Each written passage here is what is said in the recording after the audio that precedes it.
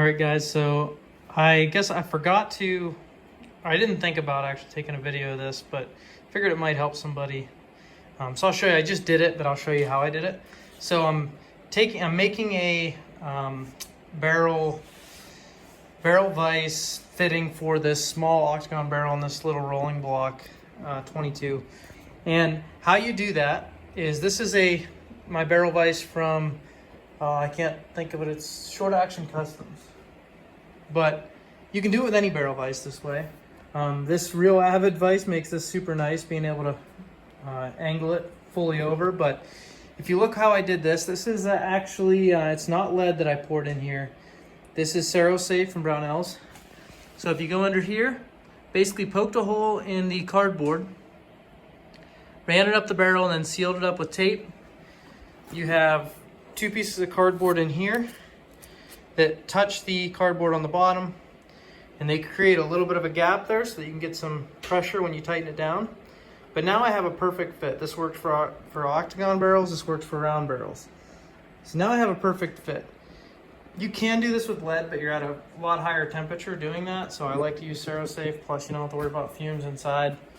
But downside is Safe's a lot more expensive, so I probably won't keep this mold the way it is, and I'll probably have to pour it every time I want to do something like this. But that's all right, because in the end I need to make one anyways for these smaller octagon barrels. But I'll show you how that goes in the vise then. All right, so I'm gonna take this apart and pull it out.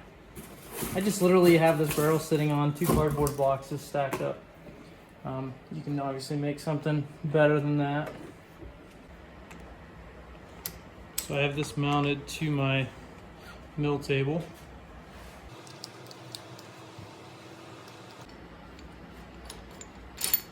So you can see this type of barrel vise has that little nub so it doesn't spin.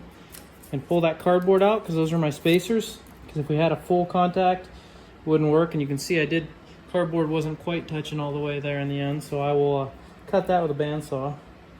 But then we'll tighten her down and pull this barrel off. Okay, so I have the barrel in the vise now. I put a piece of paper around it just in case it slips, to avoid any marring. This is my little custom flat side receiver vise that I used to use when I was at Sharps.